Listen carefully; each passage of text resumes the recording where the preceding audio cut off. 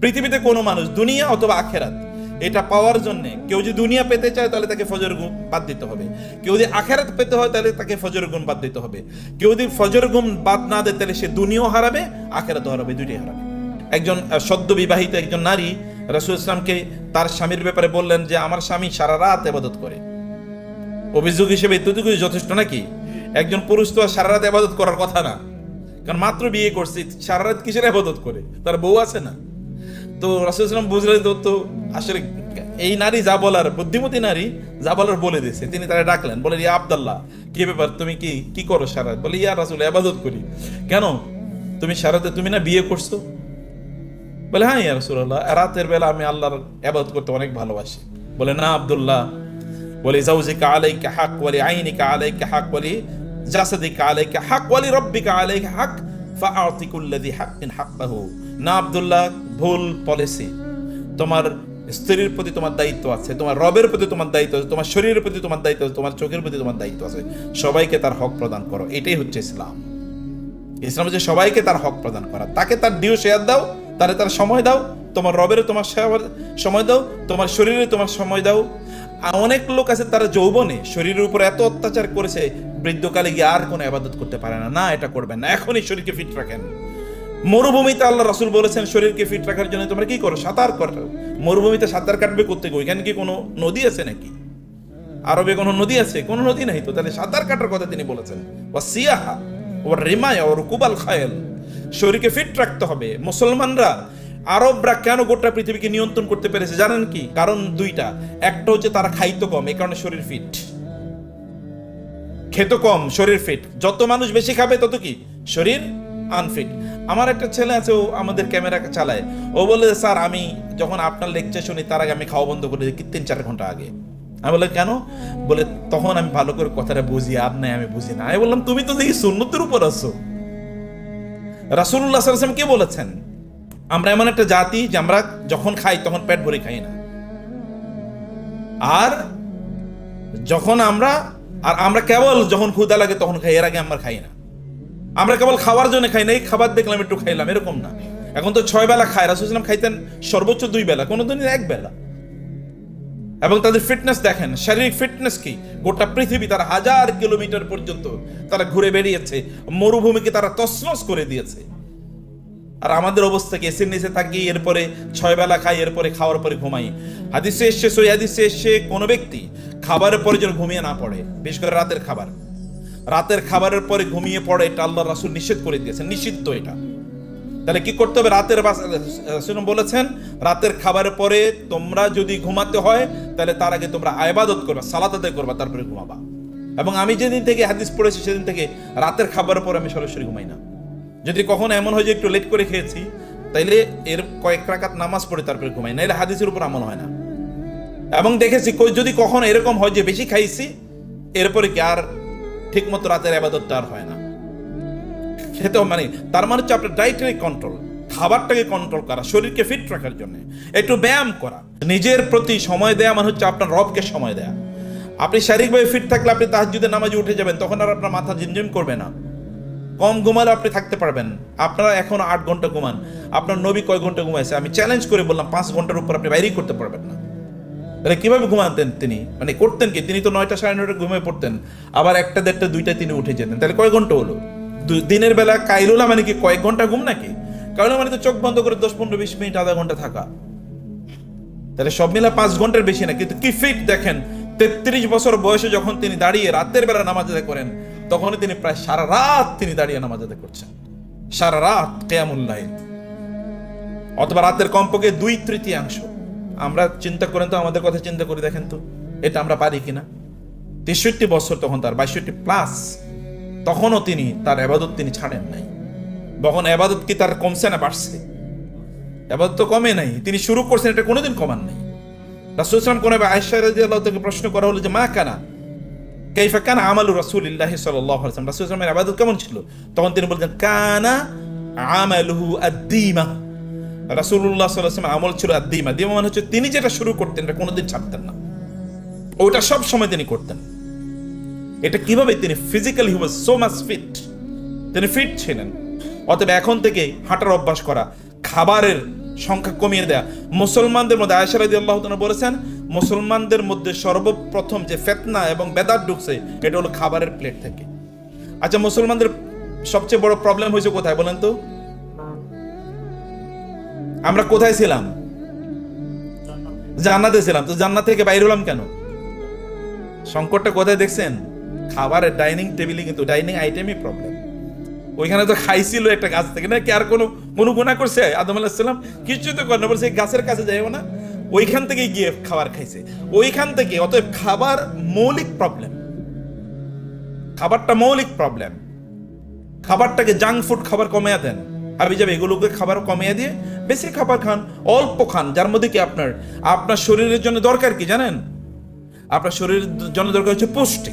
যেই যে খাবার পুষ্টি আছে অল্প খেলেও আপনি সুন্দর থাকবেন। আর যেটাতে পুষ্টি নাই, যেমন আপনি জাঙ্ক ফুড অথবা ফাস্ট ফুড, এগুলো প্রচুর পরিমাণে খেলে কোনো পুষ্টি নাই, প্রচুর খাবেন, খাবার ক্ষুধা থাকবে কিন্তু আপনি অসুস্থ হয়ে যাবেন। সেগুলোকে বন্ধ করে দিতে হবে ফিজিক্যাল ফিট থাকার জন্য। এটা ফিজিক্যাল প্রস্তুতি, আপনার শারীরিক প্রস্তুতি। 4টার দিক থেকে আপনাকে ঘুম থেকে উঠে যেতে হবে কমপক্ষে, এখনকার সময় বলছি, অথবা 3:30টায় উঠে তাহাজ্জুদ পড়বেন। এরপর আপনি কোরআন তেলাওয়াত করেন, আপনি তাসবিহ তাহলিল করেন, জামাতে সালাত আদায় করেন, পুরুষরা, অন্যরা এইভাবে আপনাদের কাজ করেন। Do it in this way. এটা তো যুদ্ধ। যুদ্ধ কেবল কি ওইখানে গিয়ে যুদ্ধ করা? যুদ্ধ তো নিজের নফসের বিরুদ্ধে যুদ্ধ করা বড় যুদ্ধ। যে আপনার মনে এটা চায়, একটু কমফোর্ট চায়, একটু ভালো লাগা, বা আপনার কমফোর্ট জোন থেকে বাইরে না হলে তো আপনি কোনোদিন দুনিয়াও পাবেন না, আখিরাতও পাবেন না। আপনার কমফোর্ট যে আমার এরকম একটু ভালো লাগার জায়গা থেকে বের হতে হবে আপনাকে।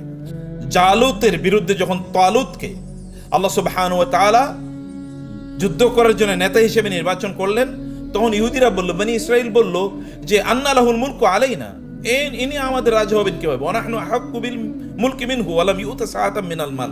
তত টাকা পয়সা হয় নাই, আবার কি সে এরকম কোনো আগের পরিচিত এরকম কোনো লোক না, তাহলে তাকে নেতা বানানো হলো কেন? আল্লাহ তাআলা বললেন যে তাকে এই জন্য নেতা বানানো হয়েছে কারণ আল্লাহ তাআলা তাকে ফিল ইলমি ওয়াল জিসমি, শরীর এবং জ্ঞান দুই দিক থেকে আল্লাহ তাআলা তাকে সুঠাম বানাইছেন। জ্ঞানও খুব ব্যাপক, শরীরও কি খুবই সুঠাম। ফলে যুদ্ধ করার জন্য এরকম শরীর, আপনি শয়তানের বিরুদ্ধে কেমনে যুদ্ধ করবেন? আপনার শরীরই তো কি দুর্বল। অতএব শক্তিশালী শরীর তৈরি করতে হবে। শক্তিশালী শরীর মানে হচ্ছে যে আপনি প্রচুর পরিমাণ খাবেন তা কিন্তু না। শক্তিশালী শরীর মানে হচ্ছে শরীরের প্রতি যত্ন নেয়া। আল্লাহরে ফাঁকি দেওয়ার কোনো সুযোগ নাই। আপনি নিজকে ফাঁকি দিচ্ছেন, আপনি সিদ্ধান্ত নিতে দেরি করছেন, আল্লাহ সুবহানাহু ওয়া তাআলা আপনার সবকিছু দেরিতে করাবেন। আল্লাহকে দেরিতে দিতে চান, আল্লাহ দেরিতে করাবেন। আপনি সিদ্ধান্ত নিচ্ছেন আমি আগামী 10 বছর পর হজ করবো, আল্লাহ তাআলা 10 বছর পরে আপনার সামর্থ্য দেবেন। আর আপনি যদি এখন হজ করেন, আল্লাহ রাসূল বলেছেন না, কেউ যদি হজ ওমরা করে তাহলে আল্লাহ তাআলা তার কারণে তার দুটো জিনিস করেন। একটা হচ্ছে তার অতীতের সব গুনাহ মাফ করে দেন, এবং আল্লাহ তাআলা তার দারিদ্র্য মুছে দেন। দারিদ্র্য কি করে দেন? মুছে দেন। আপনার সম্পদের কোনো সমস্যা থাকলে, আপনার কোনো অর্থনৈতিক অভাব থাকলে আপনি হজ করতে যান, দেখবেন আল্লাহ তাআলা এর কারণে আপনার সমস্যার সমাধান করে দেবেন। এটা তো আল্লাহ রাসূলের ওয়াদা, আল্লাহর ওয়াদা যে সালাসাতুন হাক্কুন আলাল্লাহি আউনুহুম, 3 ধরনের লোকদেরকে সাহায্য করা আল্লাহর দায়িত্ব। এর মধ্যে ওয়াল হাজ হাত্তা ইয়ারজি, একজন হাজি যতক্ষণ না বাড়িতে ফিরে আসে ততক্ষণ তাকে সাহায্য করে, এটা আল্লাহর দায়িত্ব হয়ে যায়। আল্লাহ তাআলা আপনাকে সাহায্য করবেন, আপনার পরিবারকে সাহায্য করবেন, এবং আপনার অন্য কিছু সাহায্য করে দেবেন। আপনি আল্লাহ সুবহানাহু ওয়া তাআলার আদেশ মানতে গিয়ে আল্লাহকে আপনার ব্যস্ততা দেখায়েন না, যে আল্লাহ আমি একটু ব্যস্ত, একটু পরে তোমার কাছে আসতেছি। নাকি ব্যস্ততা দিচ্ছেন কে? বুঝেন না আপনার কথা? ব্যস্ততা আপনাকে কে দিয়েছেন? আল্লাহ তাআলা। আল্লাহ যদি বলেন তোমার ব্যস্ততা আমি কমিয়ে দিলাম, যাও তোমার জব আজকে থেকে নাই, হতে পারে কিনা এটা? অথবা আল্লাহ বলেন যে তোমার ব্যস্ততা কমিয়ে দিলাম, যাও তোমার একটা হাত প্যারালাইজ করে দিলাম, এখন তুমি কাজ করতে পারবা না। অথবা আল্লাহ বলেন তোমার পা প্যারালাইজ করে আছে, ঠিক আছে তুমি যাওয়ার সময় অ্যাক্সিডেন্ট করে দেবে, এরপরে তোমাকে 2 বছর হসপিটালে শুয়ে থাকতে হবে। এটা তিনি পারবেন কিনা করতে? করে। অত তারে ব্যস্ততা দেখায় না। তারে ব্যস্ত দেখানো মানে আপনি নিজের ড্যামেজ করা। আল্লাহ তাআলা বলেছেন যে ব্যক্তি কি করে, মানে আমিলা সালিহান ফালিনাফসি ওয়া মান আসা ফাআলাইহা, কেউ যদি ভালো কোনো কাজ করে তাহলে তার নিজের জন্য করলো, আর কেউ যদি খারাপ কাজ করে তাহলে তার নিজের বিরুদ্ধে করলো। আচ্ছা, আমরা যখন অন্যায় করি, আল্লাহ বলেছেন মান যালামা, একজন ব্যক্তি সে জুলুম করে, সে তার নিজের বিরুদ্ধে জুলুম করছে। আমরা যদি জাহান্নামে যাই আমাদের আচরণের কারণে, তাহলে এটা কি আমাদের নিজের উপর জুলুম হলো না? বুঝেন নাই কথা? আপনি যদি গুনাহ করেন তাহলে আপনি কার বিরুদ্ধে জুলুম করলেন বলেন তো? আল্লাহর বিরুদ্ধে না আপনার বিরুদ্ধে? আপনার নিজের বিরুদ্ধে। আপনি গুনাহ করা মানে তো আপনার নিজকে আপনি জাহান্নামে নিয়ে যাওয়া। ফেরেশতারা সেদিন আপনাকে লক্ষ্য করে বলবে, এই তোমরা জাহান্নামে কেন, ঘটনা কি? আলাম ইয়াতিকুম রুসুলুম মিনকুম ইয়াতলুনা আলাইকুম আয়াতি রাব্বিকুম ওয়া ইউনজিরুনাকুম লিকা ইয়াউমিকুম হাদা। তোমরা জাহান্নামে যাচ্ছ কেন? তোমাদের কাছে কি রাসূল যায় নাই, নবী রাসূলরা যায় নাই, তাদের উত্তরসূরিরা যায় নাই, তোমাদেরকে সতর্ক করে নাই? তোমরা ঘটনা কি হয়েছে? ফেরেশতারা অবাক হয়ে যাবে, এই লোকেরা জাহান্নামের দিকে যাচ্ছে কেন দলে দলে?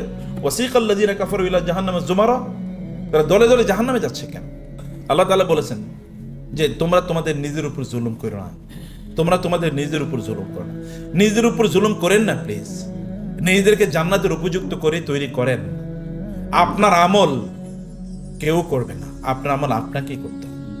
এই যে আমাদের বাপদাদাদের এখানে বলেন তো, আমাদের বাপদাদার বুড়োরাও আছেন, বাপদাদাদের নাম কয়বার স্মরণ করছেন, কয়বার বাপদাদার জন্য দোয়া করছেন, কয়বার? এটা তো আপনারা ভালো জেনারেশন। আর ফাখালাফা মিন বাদিহিম খালফুন আদাউস সালাতা ওয়াত্তাবাউশ শাহওয়াতি ফাসাউফা ইয়ালকাউনা গায়্যা। আল্লাহ বলেছেন সূরাতুল কাহফে, সূরাতুল মারিয়ামে, যে ফাখালাফা মিন বাদিহিম খালফুন, এরপরে এমন জেনারেশন আসবে, খালফুন মানে হচ্ছে খারাপ জেনারেশন, আদাউস সালাতা নামাজ পড়ে না, ওয়াত্তাবাউশ শাহওয়াতি মনে যা চায় তাই করে, ফাসাউফা ইয়ালকাউনা গায়্যা, এরা একেবারে ভয়াবহ ভাবে কি পথভ্রষ্ট হবে এবং জাহান্নামের সবচেয়ে নিকৃষ্ট জায়গায় এরা নিক্ষিপ্ত হবে। আমাদের পোলাপাইনের অবস্থা তো ওই রকম। আমরা তো তবু কিছু করি, ওরা তো তাও করবে না। এই পোলাপাইন আপনার জন্য দোয়া করবে, আর এদের জন্য আপনি দিনরাত কাটছেন। ইন্না মিন আওলাদিকুম ওয়া আজওয়াজিকুম আদুউল লাকুম ফাহদারুহুম। আল্লাহ বলেছেন তোমাদের সন্তান এবং তোমাদের স্বামী স্ত্রী, এদের মধ্যে তোমরা নিজেরাই শত্রু বানাইছো। এরা তোমাদের, এদের মধ্যে একদল তোমাদের শত্রু হবে, অতএব এদের ব্যাপারে সাবধান থাকবা। তোমরাই শত্রু বানাইতেছো তোমাদের ঘরে। তুমি খায়া, বাংলা ভাষায় বলি না, দুধ কলা দিয়ে কি সাপ পুষতেছে, আপনি কিন্তু তাপ পুষতেছেন, জানেন আপনি? এই সন্তানরা আপনার রেখে যাওয়া সম্পদ আপনাকে জাহান্নামে নেয়ার জন্য ব্যবহার করবে। আপনার বাচ্চারা, আপনি ইন্টারনেট দিচ্ছেন, ওখানে বসে বসে সিনেমা খেলে, তো আপনি সিনেমা দেখে, কে ইন্টারনেট দিল তাকে? ইন্টারনেটের পয়সা কে দিয়েছে? আপনি তাকে স্মার্টফোন দিয়েছেন, এটা দেখে সে ব্লু ফিল্ম দেখে, খারাপ সিনেমা দেখে, মানে সে এখানে দেখা মহিলাদের অথবা পুরুষদের অশ্লীল জিনিসগুলো দেখে। তা আপনি তো দিলেন টাকা, ও জাহান্নামে নিচ্ছে কি? আপনার টাকা দিয়ে নিচ্ছে, তো আপনি এর জন্য দায়ী না? আপনি তো এই জন্য দায়ী, আপনি ওর জন্যে, আপনি ওর জন্যে নিজকে মনে করছেন আমি না থাকলে ওদেরকে কে বাঁচাবে, এই কারণে আপনি হজে যাবেন না। আমি না থাকলে, আমি যদি এখনই টাকা পয়সা খরচ করি তাহলে ওদের ভবিষ্যতে কি হবে, এরকম আপনি চিন্তা করছেন। আপনি কি জানেন না আপনাকে ছাড়া আল্লাহ তাআলা ওদেরকে সৃষ্টি করছেন? যখন আল্লাহ তাআলা আলমে আর ওয়াহে এদেরকে সৃষ্টি করছেন, তখন কি আপনি এখানে ছিলেন নাকি যে আপনার পেট থেকে অথবা আপনার ঔরস থেকে তাকে বানাইছেন? না, আলমে আর রুহের জগতে তাকে আপনাকে বাদ দিয়ে বানাইছেন আল্লাহ তাআলা। এরপর আপনার প্রসেসে পৃথিবীতে তাকে পাঠিয়েছেন, আপনার প্রয়োজন নেই আল্লাহ তাআলা তাকে বানানোর জন্য। এবং আপনি জানতেন না আপনার কে সন্তান, আপনি চিনতেন নাকি আপনার সন্তান হইতে? এটা কি আপনি জানেন? আপনার সন্তানদের কি হবে তারা কি জানে? হাল আতা আলাল ইনসানি হিনুম মিনাদ দাহরি লাম ইয়াকুন শাইআম মাযকুরা। মানুষের কি এমন সময় আসে নাই তাকে কেউ চিনতো না, কেউ তাকে চিনতো না? আমাদের তো এরকম সময় এসছে। আমাদের সন্তানরা কিন্তু আমাদের সন্তান হওয়ার আগে তারা কি আল্লাহর বান্দা, তারা আল্লাহর বান্দা। অতএব আল্লাহকে তাদের ব্যাপারে হাইকোর্ট দেখায়েন না যে তাদের জন্য সম্পদ করে যাচ্ছেন, আল্লাহকে দেবেন না। তাদের জন্য বিল্ডিং এখনো বানাচ্ছেন, তাদের জন্য স্কুল কলেজ ইউনিভার্সিটি ইত্যাদি পড়াইতে প্রচুর পরিমাণ খরচ, এই কারণে আপনি যাচ্ছেন না। আল্লাহকে হাইকোর্ট দেখায় লাভ নাই। আল্লাহ সুবহানাহু ওয়া তাআলা এগুলো সব জানেন, অন্তরের ব্যাপারে সব আল্লাহ সুবহানাহু জানেন। তো বারাকাল্লাহু ফিকুম, আমি সবাইকে কৃতজ্ঞতা জানাচ্ছি যে আপনারা আজকে জয়েন করেছেন। মাশাআল্লাহ, সকাল থেকে আপনারা আছেন। আমরা যেন এটা কন্টিনিউ করবো ইনশাআল্লাহ।